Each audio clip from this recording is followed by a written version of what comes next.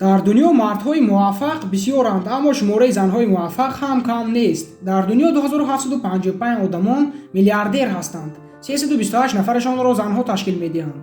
Аз 328 нафар занҳо аз ҳама сарватманд Франсуаза Бентакур Майерс. Франсуаза 10 июли соли 1953 дар оилаи Бентакурҳо таваллуд шудааст.